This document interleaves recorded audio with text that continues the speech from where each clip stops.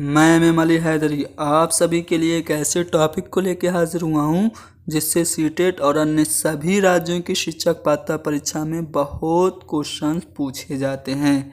जी हाँ दोस्तों, आज हम लोग डिस्कस करेंगे संज्ञानात्मक विकास के सिद्धांत को, पियाजे की कॉग्निटिव डेवलपमेंट थ्योरी के बारे में पूरी जानकारी आज हासिल की जाएगी और इस थ्योरी से रिलेटेड कुछ इम्पोर्टेंट एमसीक्यूज भी डिस्कस किए जाएंगे जो कि सीटेट में पूछे जा चुके हैं। यानी कि ये वीडियो थोड़ा सा लंबी हो सकती है, लेकिन मैं पूरी उम्मीद के साथ कह रहा हूँ कि अगर आप लोग इस वीडियो को आखिर तक देखेंगे तो पियाजे से रिलेटेड कोई भी सवाल गलत नहीं करेंगे। तो चलिए शुरू करते हैं। पियाजे के संज्ञानात्मक विकास के सिद्धांत को समझने से पहले ज़रूरत इस बात की है कि हम लोग ये जान ले संज्ञान यानी कि कॉग्निशन कहते किसे हैं। तो संज्ञान से तात्पर्य जानने या समझने से, किसी भी चीज़ को जानना या समझना संज्ञान कहलाता है। दूसरे शब्दों में संज्ञान एक ऐसी प्रक्रिया है जिसमें संवेदना, प्रत्यक्षीकरण, स्मृति, धारणा, प्रत्याहन, प्रत्याभिज्ञान, चिंतन, तर्क और समस्या समाधान जैसी मानसिक प्रक्रियाएं शामिल हो। यानी कि ये सभी मानसिक प्रक्रियाएं जिसमें शामिल होती हैं वो संज्ञान कहलाता है। अब बारी बारी से इन सभी मानसिक प्रक्रियाओं के बारे में भी जान लेते हैं। सबसे पहले संवेदना क्या होता है इसको जान लेते हैं। तो संवेदना को अंग्रेजी में सेंसेशन कहा जाता है। संवेदना से तात्पर्य अनुभूति से है, किसी भी चीज़ को महसूस करना वही संवेदना है। तो संवेदना से तात्पर्य अनुभूति से है जो किसी उत्तेजना से उत्पन्न होती है। किसी भी चीज़ को देख के जब उत्तेजना होती है और उस उत्तेजना के फलस्वरूप जो हमारे मस्तिष्क में अनुभूति होती है वही सेंसेशन यानी कि संवेदना है। और ये माइंड का पहला रिएक्शन या एक्शन होता है। मस्तिष्क की पहली अनुक्रिया या प्रतिक्रिया संवेदना कहलाती है। संवेदना जान लेने के बाद हम ये जानेंगे कि प्रत्यक्षीकरण क्या होता है। तो उत्तेजक का ज्ञान होते ही जिस संवेदना की हमें अनुभूति होती है उसे हम लोग प्रत्यक्षीकरण कहते हैं। कोई भी उत्तेजक के बारे में जब हमें पता चलता है और उत्तेजक के ज्ञान होने के बाद हमें जो संवेदना महसूस होती है वही संवेदना प्रत्यक्षीकरण है। स्मृति क्या होती है? साधारण शब्दों में कहें तो याददाश्त यानी कि मेमोरी। मेमोरी वो होता है जिसमें सूचनाएं, कोई भी ज्ञान या अनुभव का भंडार होता है। यानी कि इंफॉर्मेशन, नॉलेज, एक्सपीरियंसेस जो हमारे माइंड में स्टोर होता है वही मेमोरी यानी कि स्मृति होती है। प्रत्याहन क्या होता है? तो प्रत्याहन को हम लोग पुनः याद करना या पुनः स्मरण कह सकते हैं और प्रत्याभिज्ञान को हम पहचानना कह सकते हैं, फिर से पहचानना कह सकते हैं। तो ये जितनी भी मानसिक प्रक्रियाएं हैं इन सभी को हम संज्ञान के अंतर्गत रखते हैं। यानी कि ये सभी मानसिक प्रक्रियाएं संज्ञान में शामिल होती हैं। तो संज्ञान क्या होता है आपने जान लिया। अब हम जानेंगे संज्ञानात्मक विकास। तो संज्ञानात्मक विकास को हम क्या कहते हैं? मानसिक विकास या बौद्धिक विकास भी कहते हैं। संज्ञानात्मक विकास से तात्पर्य है संज्ञानात्मक क्षमताओं के विकास से जो जन्म से लेकर परिपक्वता की अवस्था तक उत्तरोत्तर क्रम से होते रहते हैं।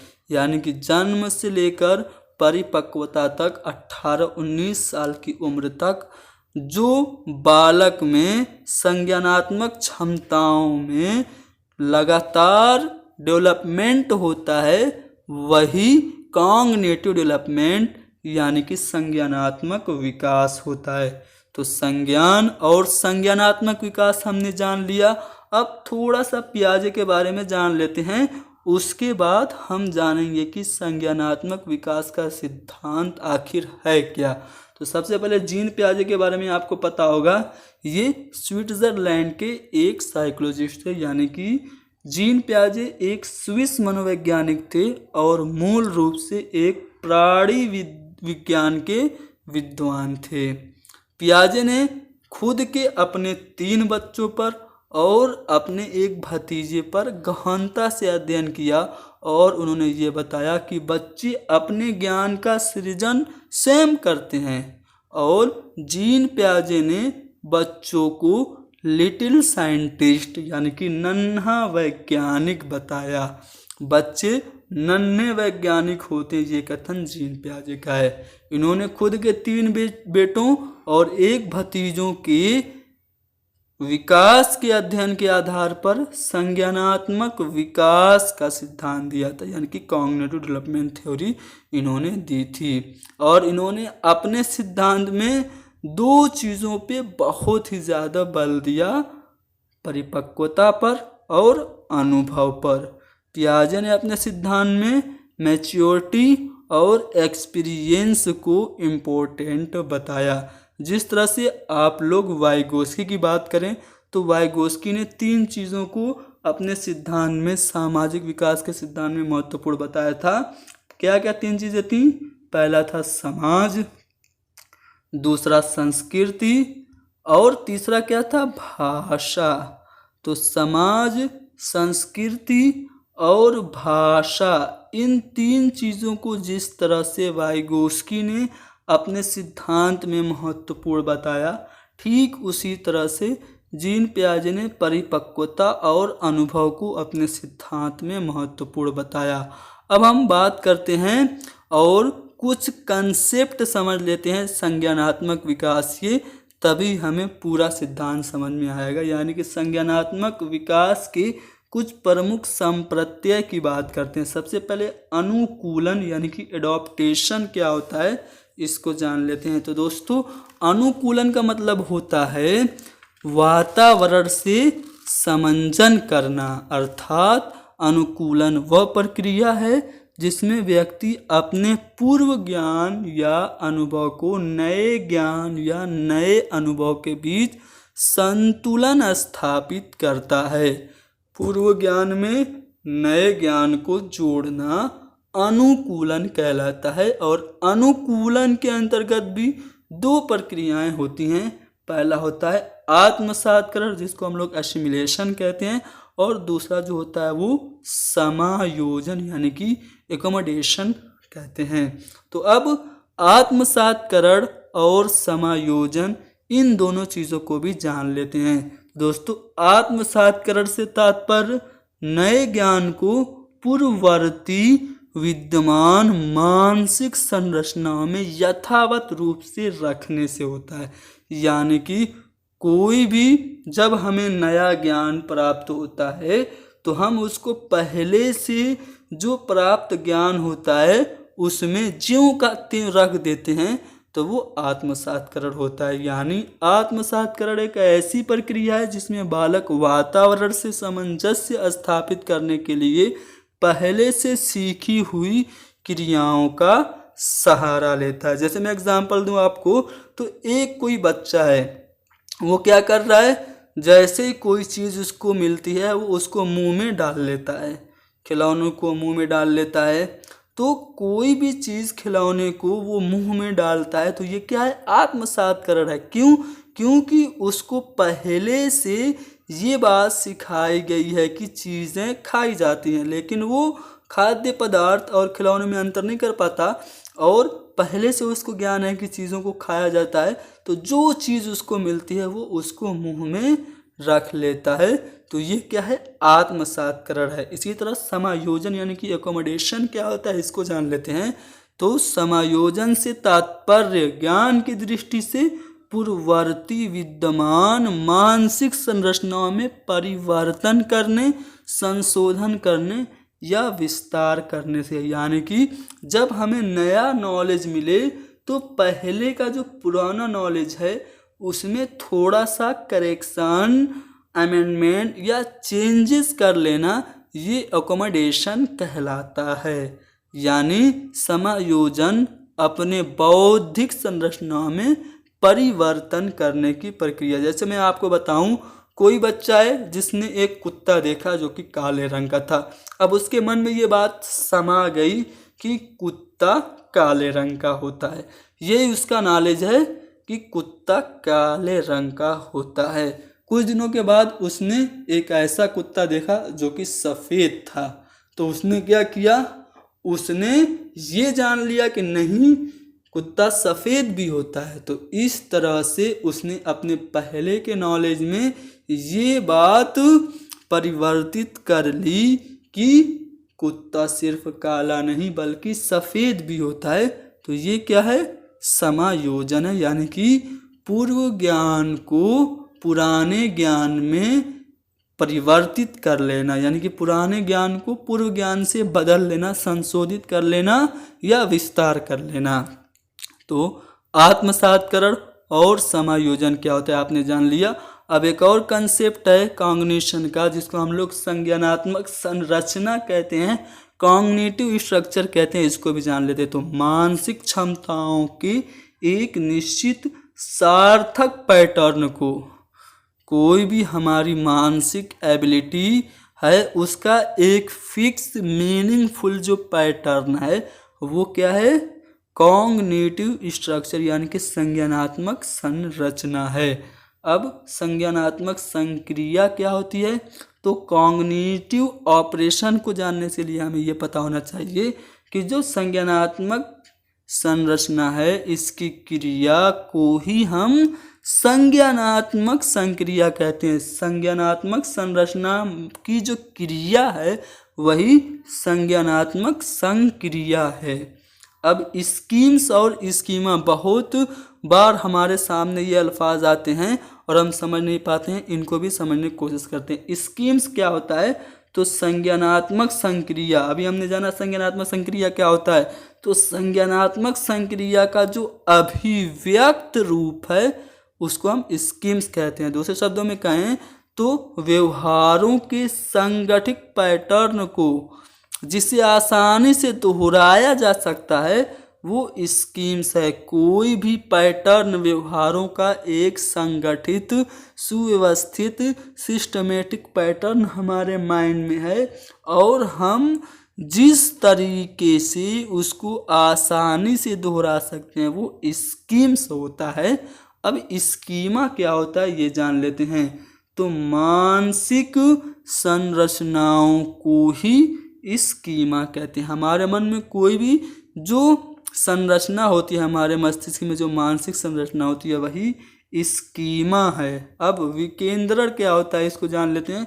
तो विकेंद्रण से तात्पर्य किसी भी समस्या का समाधान वास्तविक या वस्तुनिष्ठ ढंग से करने की क्षमता से होता है। कोई भी प्रॉब्लम है उसको हम लोग किस तरह से हल करें, ये एबिलिटी विकेंद्रण कहलाती है। जीववाद क्या होता है, तो जीववाद निर्जीव को सजीव समझना, निर्जीव को सजीव समझना ये जीववाद होता है। जैसे कभी आपने देखा होगा कोई बच्चा दरवाजे से टकरा जाता है, वो रोता है और चुप नहीं होता है, और उसकी माँ जब दरवाजे को मार देती है तो बच्चा चुप हो जाता है, उसको लगता है कि मेरा बदला पूरा हो गया।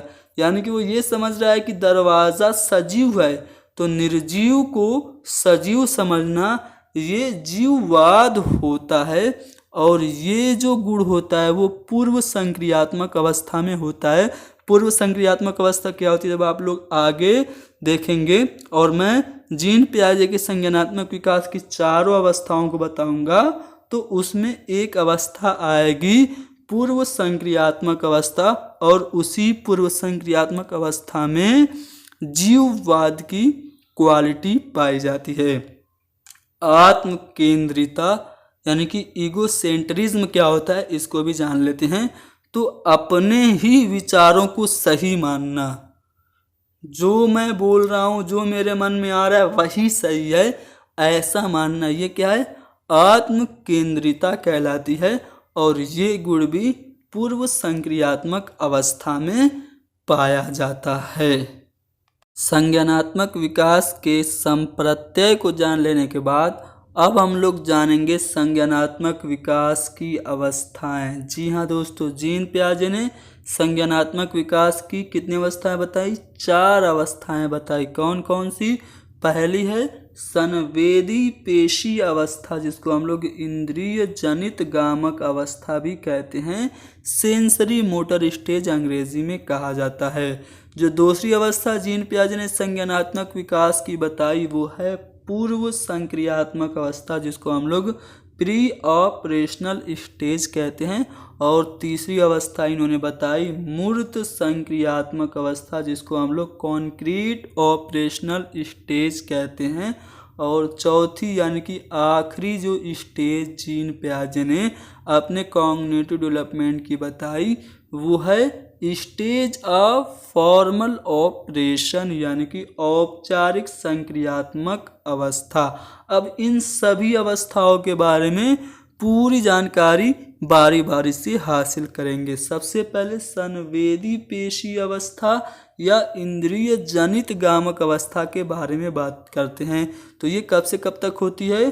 0 से 24 महीने तक, यानी कि जन्म से 2 वर्ष तक पहली अवस्था संज्ञानात्मक विकास की होती है, जिसको हम लोग संवेदी पेशी अवस्था कहते हैं। इस अवस्था में क्या होता है?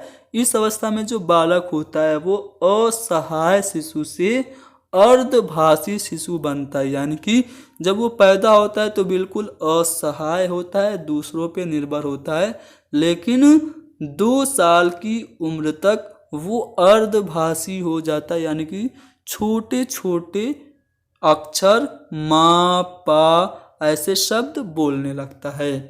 इस अवस्था में क्या होता है?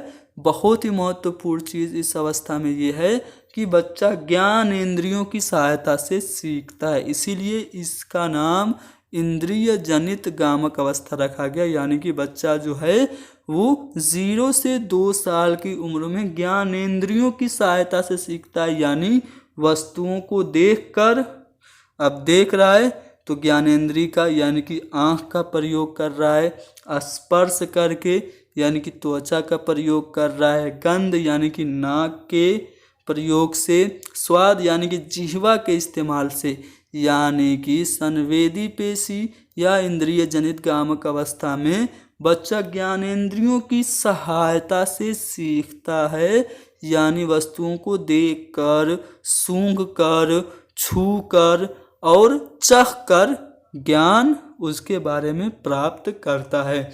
छोटे छोटे शब्दों को बोलने लगता है, यानी कि अर्धभाषी शिशु बन जाता है, माँ पा दा ऐसे शब्द बोलने लगता है। परिचितों को देख के वो मुस्कुराकर उनका स्वागत करता है और अजनबियों को, अपरिचितों को देखकर वो डर जाता है। और जब बच्चा 18 महीने या फिर 24 महीने यानी कि 2 वर्ष का हो जाता है तो उसमें वस्तु अस्थायित्व का गुण हो जाता है। जी हाँ दोस्तों, बहुत ही अहम पॉइंट है वस्तु अस्थायित्व, इसके बारे में जानने की ज़रूरत है। वस्तु अस्थायित्व क्या होता है दोस्तों? जब बच्चा लगभग 2 साल का होता है तो उसमें वस्तु अस्थायित्व का गुण होता है, यानी कि कोई भी चीज़ अगर बच्चे के सामने है और उसके सामने से हटा दी जाए तब भी वो ये समझता है कि भले ही चीज़ यहाँ पे मौजूद नहीं है लेकिन उसका अस्तित्व ख़त्म नहीं हुआ, अगर यहाँ पे नहीं है तो कहीं और ज़रूर होगी। यानी कि किसी भी वस्तु के अस्तित्व को वो अपने मस्तिष्क में बना लेता है, वही वस्तु अस्थायित्व होता है, जो कि 18 से 24 महीने तक के बच्चे में डेवलप हो जाता है। अगर आपसे पूछे कि वस्तु अस्थायित्व का गुण पियाजे की विकास की किस अवस्था में पाया जाता है, तो आपका जवाब होगा संवेदी पेशी अवस्था यानी कि सेंसरी मोटर में। अब जो दूसरी अवस्था है पियाजे की वो क्या है? प्री ऑपरेशनल स्टेज यानी कि पूर्व संक्रियात्मक अवस्था है, जो कि 2 से 7 साल होती है। अभी जो पूर्व संक्रियात्मक अवस्था है इसको भी 2 भागों में बांटा गया है। जी हाँ दोस्तों, पियाजे ने अपनी पूर्व संक्रियात्मक अवस्था को 2 भागों में बांटा। कौन कौन से 2 भाग? पहला इन्होंने जो भाग बांटा वो है पूर्व संप्रत्यात्मक काल और दूसरा इन्होंने अंतःप्रज्ञा काल कहा। यानी कि जो पूर्व संप्रत्यात्मक काल है वो 2 से 4 वर्ष और अंतःप्रज्ञा काल 4 से 7 वर्ष, यानी कि 2 से 7 पूरी इनकी दूसरी अवस्था पूर्व संक्रियात्मक अवस्था है। अब पूर्व संप्रत्यात्मक काल में क्या होता है, बच्चा प्रश्न करता है क्यों, कैसे, क्या, इस तरह के क्वेश्चन करता है। और जब बच्चा अंतःप्रज्ञा काल में होता है यानी कि 4 से 7 साल की उम्र में होता है तो उसका जो चिंतन होता है वो अंतर्दर्शी होता है, यानी कि वो सोचने लगता है कि आखिर ऐसा क्यों हो रहा है, रात दिन क्यों हो रही है, चिड़िया क्यों उड़ रही है, ये मशीन ऐसे क्यों चल रही है। तो उसमें अंतःप्रज्ञा काल में बच्चे में अंतर्दर्शी चिंतन होता है। इस अवस्था में यानी कि बात हो रही है पूरी पूर्व संक्रियात्मक अवस्था की, तो इस अवस्था में बच्चे में जीववाद पाया जाता है। जीववाद क्या होता है मैंने आपको बताया था जब मैं संज्ञानात्मक विकास का कंसेप्ट बता रहा था। तो जीववाद यानी कि किसी भी निर्जीव को सजीव समझना जीववाद होता है। खिलौने की अवस्था इस अवस्था को कहते हैं। जी हाँ दोस्तों, पूर्व संक्रियात्मक अवस्था यानी कि 2 से जो 7 साल की अवस्था है इसको हम लोग खिलौने की अवस्था कहते हैं। एक बार प्रश्न पूछा गया था कि टॉय एज क्या होती है और ऑप्शन जो सही था वो था पूर्व बाल्यावस्था। यानी कि बाल्यावस्था को अगर 2 पार्ट में डिवाइड करें, बाल्यावस्था कब से कब तक होती है तो 6 से आपकी 12 होती है। अगर इसको 2 पार्ट में डिवाइड करें तो पहला होगा 6 से आपका 9 और जो दूसरा होगा वो आपका 9 से 12 होगा। ठीक है, तो ये जो 6 से 9 है ये एक बार क्वेश्चन में पूछी जा चुकी है। इसी को 6 से 9 साल की उम्र को कहा गया है टॉय एज। तो यहाँ पे पियाजे के मुताबिक टॉय एज यानी खिलौने की जो अवस्था है वो 2 से 7 साल यानी कि पूर्व संक्रियात्मक अवस्था। याद रखिएगा दोस्तों, खिलौने की अवस्था और खेल की अवस्था दोनों में फर्क है। खेल की अवस्था आपको पूछे तो आपका जो जवाब होगा वो बाल्यावस्था होगा। खेल की अवस्था आपकी क्या है, चाइल्डहुड है, बाल्यावस्था है। लेकिन खिलौने की जो अवस्था है वो बाल्यावस्था से जस्ट पहले की अवस्था यानी कि पूर्व बाल्यावस्था आप कह सकते हैं या फिर उत्तर शैशवावस्था कह सकते हैं। तो खिलौने की अवस्था हो गई पूर्व संक्रियात्मक अवस्था। इसमें अनुकरणशीलता पाई जाती है। अनुकरणशीलता यानी कि बच्चा कॉपी करता है, आपकी बातों को, आपके द्वारा किए गए कार्यों को दोहराता है। शिशु अहमवादी होता है। जी हाँ दोस्तों, शिशु अहमवादी होता है। इसी को अहम केंद्रिता यानी कि ईगोसेंट्रिज्म कहा गया है।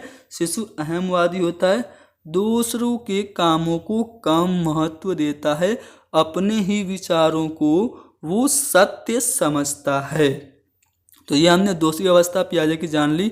अब बात करेंगे जो तीसरी अवस्था है वो है स्थूल या मूर्त संक्रियात्मक अवस्था, जिसको हम लोग कॉन्क्रीट ऑपरेशनल स्टेज कहते हैं। और ये अवस्था 7 से 12 साल की होती है। 7 से 12 साल की अवस्था पियाजे की तीसरी अवस्था है जो कि आपकी कहलाती है स्थूल या मूर्त संक्रियात्मक अवस्था। इस अवस्था में क्या होता है, बच्चा तार्किक चिंतन यानी कि लॉजिकली थिंकिंग प्रारंभ कर देता है, लेकिन बालक का जो चिंतन होता है वो सिर्फ मूर्त या प्रत्यक्ष चीज़ों तक ही सीमित रहता है। लॉजिकली सोचने तो लगता है लेकिन उन्हीं चीज़ों के बारे में वो तार्किक चिंतन करता है जो बच्चे के सामने प्रत्यक्ष रूप से मूर्त रूप से होती है।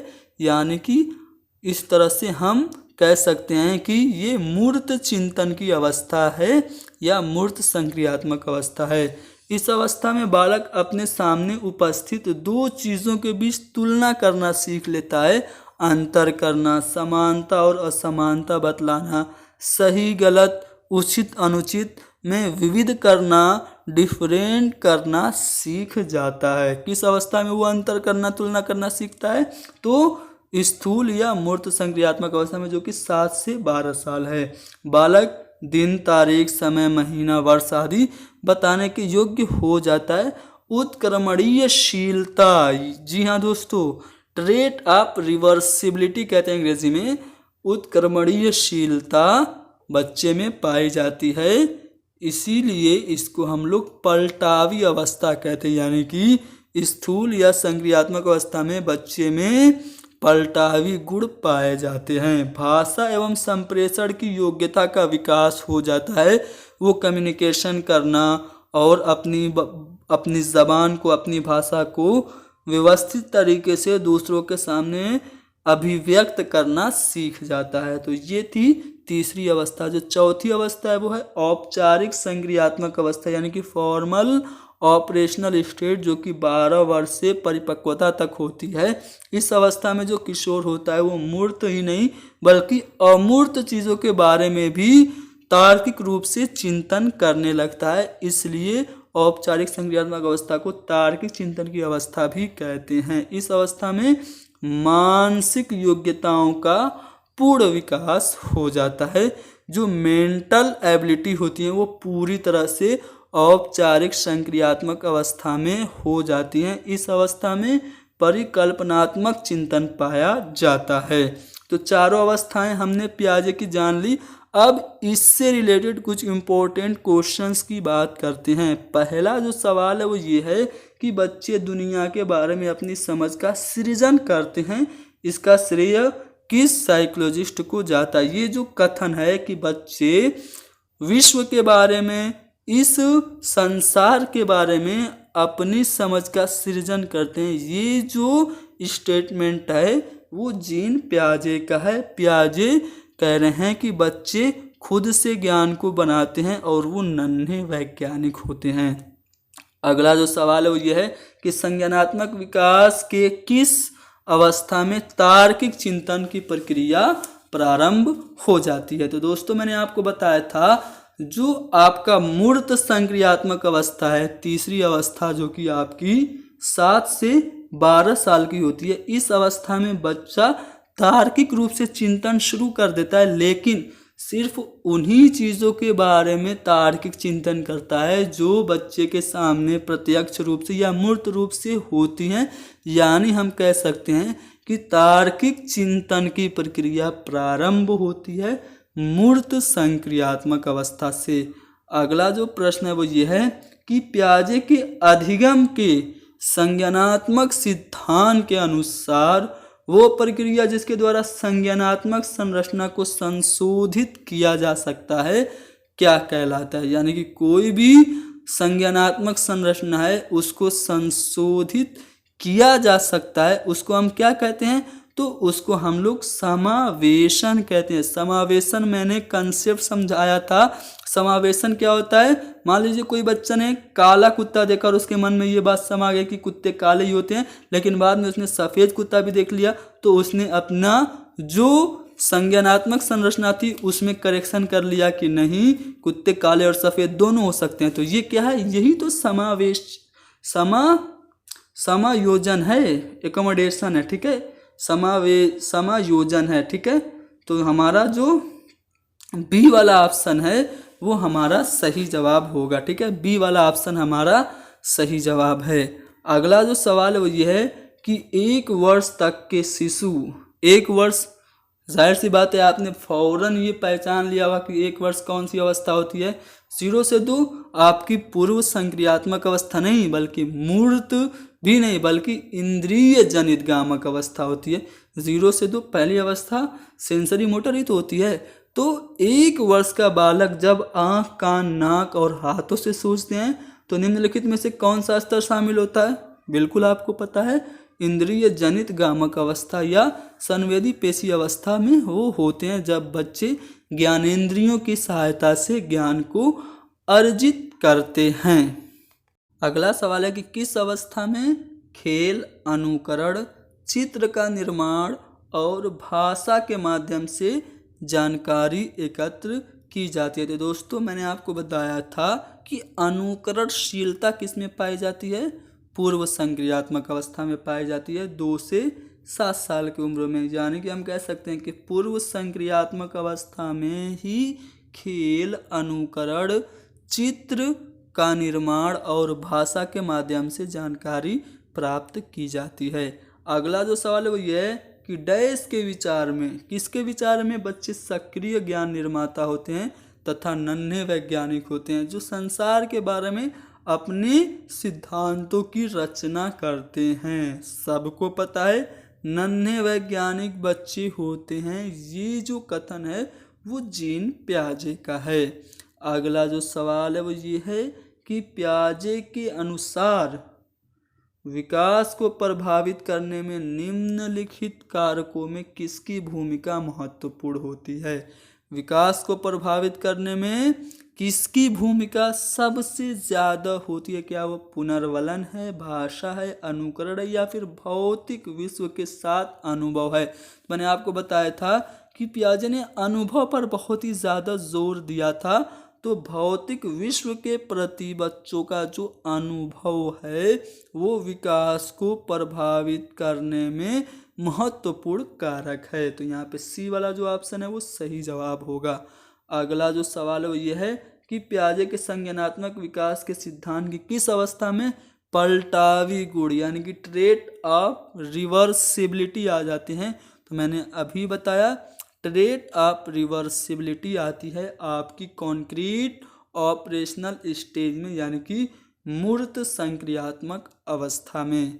अगला सवाल यह कि बालक अपने ज्ञानेंद्रियों के द्वारा ध्वनियों, स्पर्श और गंध के द्वारा ज्ञान अर्जित करते हैं। ये कौन सी अवस्था है? तो मैंने जब आपको पहली अवस्था बताई थी संवेदी पेशी अवस्था, तो उसमें मैंने आपको बताया था कि बच्चे ज्ञानेंद्रियों के द्वारा ज्ञान को अर्जित करते हैं। ज्ञानेंद्रियों में क्या होता है? आपका आँख होता है, कान होती है, नाक होती है, जीभ होती है और त्वचा होती है।